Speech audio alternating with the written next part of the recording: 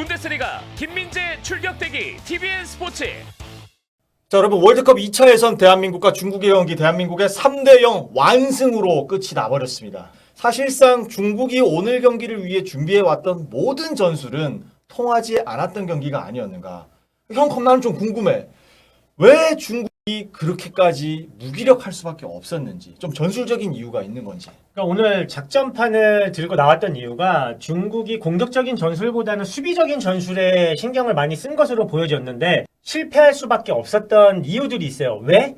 이 직전 경기에 한국이 플랜을 다르게 갖고 가기 때문에 그 전에는 투톱에 대한 성향이 있었고 이강인 선수가 좀 더 올려붙는 듯한 성향이 있었기 때문에 지금 이러한 형태를 가져가길 바랬을 거예요. 중국은 뒤쪽에 5백의 선수가 있고 5백의 선수가 4명의 선수들 뭐 손흥민 선수 여기에 조규성 선수 그리고 이강인 선수, 황희찬 선수까지 이러한 형태로 뒤쪽에서 숫자적인 우위를 한 명을 가져가면서 5대4 싸움을 가져가려고 했는데 실질적으로 한국은 운영을 그렇게 하지 않았어요. 손흥민 선수가 조금 더 내려오고 이강인 선수가 요 사이에 들어오고 황희찬 선수가 벌려주는 이런 형태를 갖고 왔기 때문에 자 5명의 중앙에 있는 3명의 선수가 1명의 선수에게 잡히게 되는 상황.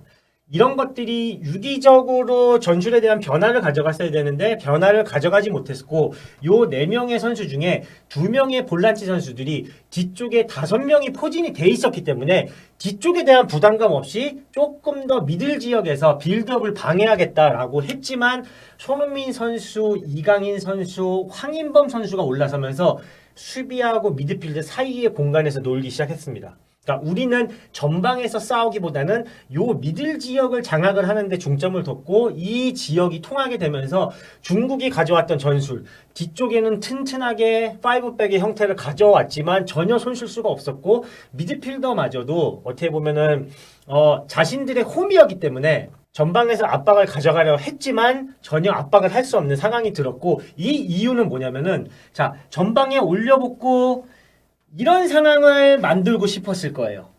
자, 중국은 요 상황을 만들고 싶었던 거예요. 지금 보이시죠? 우리의 볼란치들이 내려가 있는 상황, 상대 4명의 미드필더가 이렇게 막아내고 싶었는데 어떻게 변형 전술을 줬냐?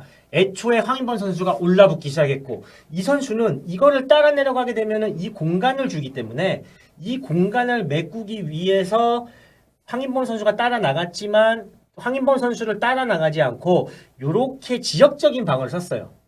자, 전체적으로 봤을 때 이강인 선수가 이 공간을 차지하기 시작했고 이쪽에서는 김태환 선수가 올려붙기 시작하면서 상황적으로 어디를 가더라도 숫자적으로 굉장히 한국이 유리할 수밖에 없는 상황.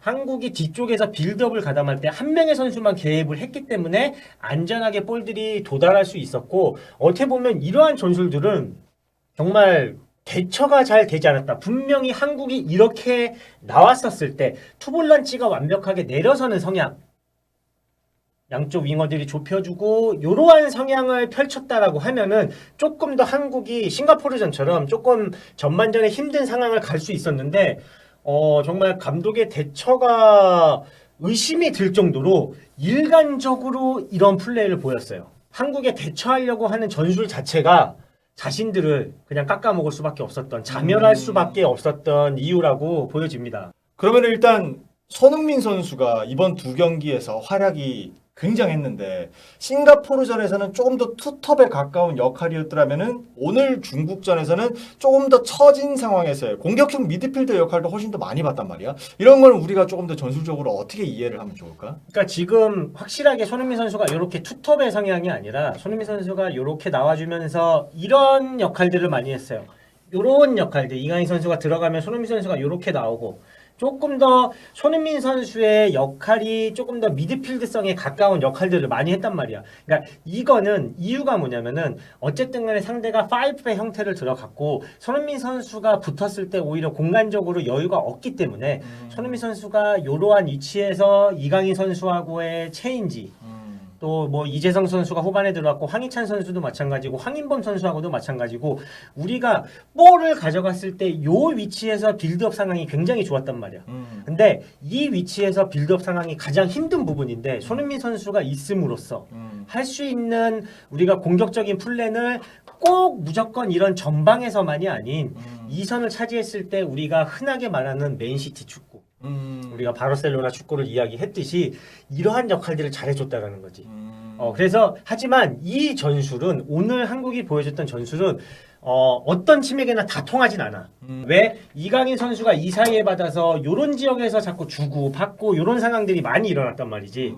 손흥민 선수를 여기서 프리맨으로 놔둘 수 있는 상황 자체를 만들어주는 플레이는 사실 오늘 경기 말고는 많이 없을 것이다.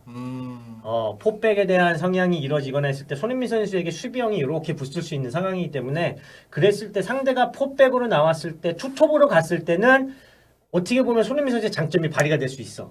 야, 요런 뒷공간들.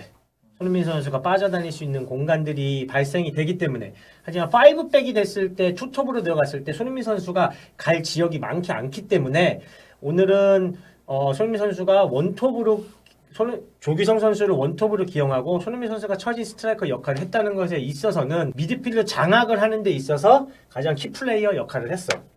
자, 그러면은 사실 뭐 대한민국이 거의 결점이 없는 경기를 펼쳤다고도 나는 생각이 되는데 유일하게 굳이 5개 티를 하나 꼽자고 한다면은 그래도 필드골이 터져 나오지 않았던 부분이란 말이야. 일단 필드골에 대한 핵심적인 부분 어쨌거나 박스 안에서의 가장 중요한 역할은 이 원톱에게 있어. 이강인 선수가 측면에서 안쪽으로 가지고 나왔을 때 요 지켜주는 상황. 자, 3자 패스라는 거는 이 패스가 뭐 조규성 선수에게 들어갔을 때 이 선에서 움직여주는 손흥민과 뭐 황인범 선수가 됐든 황희찬 선수가 됐든 이렇게 해서 3자 패스가 들어갈 수 있는 경우가 나와야 되는데 우리가 흔하게 알고 있는 전형적인 9번의 역할 이 가장 깊은 지역에서 볼을 소유하고 지켜내줄 수 있는 이 볼이 들어갔을 때 소유를 해주면서 이 선에서 빠져나가는 움직임들을 가져갈 수 있는 역할들에 있어서 사실 오늘 많이 없었기 때문에 필드골이 오히려 조금은 나오지 않은 상황들이 있을 수 있을 것 같아. 이 지역이 만약에 너무나 고립이 되어 있는 상황이었으면은 싱가포르전처럼 중거리 슛 내지는 측면을 허무는 상황이 나왔을 텐데 오늘 같은 상황에 있어서 이 원톱에 대한 역할이 굉장히 중요했다. 그 원톱의 역할에 의해서 필드골이 많이 나올 수 있었고 그래서 물론 조규성과 황의조 선수가 들어왔을 때 좋은 플레이를 많이 보여줬지만 유독 아쉬웠던 장면, 더 많은 대승을 거둘 수 있었던 이 중앙에서에 대한 역할, 과연 이 두 선수가 앞으로 그 역할을 해낼 수 있을 것인지, 새로운 선수에 대한 발탁이 있을 것인지 조금 아쉬웠던 장면 중에 하나로는 요 원톱의 역할을 꼽습니다. 이거를 아쉬워하는 게 왜 아쉬워하냐면요. 양 측면에 있는 이강인과 황희찬 선수에 대한 역할이 뭐냐면은 이 선수들은 안쪽으로 들어오는 상황들이 굉장히 많다라는 거예요. 왜? 반대발 윙어를 썼기 때문에 이 반대발 윙어들이 측면으로 갔다가 안쪽으로 들어오면서 9번 역할을 원톱 스트라이커에게 주고 재차 만들어낼 수 있는 이 안에서에 대한 그런 부분적인 플레이들이 사실 거의 대부분 없단 말이야. 어떻게? 안쪽으로 갖고 들어왔을 때 뭐 황의조 선수와 조규성 선수에 대한 역할은 뒤쪽으로 빠져들어가면서 크로스에 대한 역할을 받는 역할들이 많은 거지.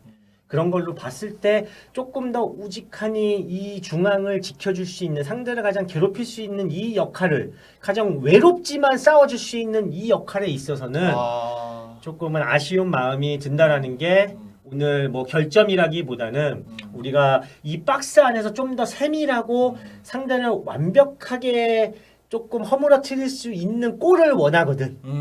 자, 여러분들은 어떻게 생각하시나요? 대한민국 대표팀이 2경기 연속 확실한 결과를 들고 오면서 계속해서 2차 예선 아주 장밋빛 미래를 그려가고 있습니다.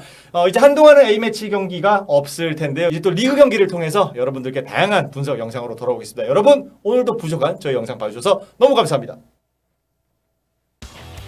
분데스리가 정우영 출격대기 TVN 스포츠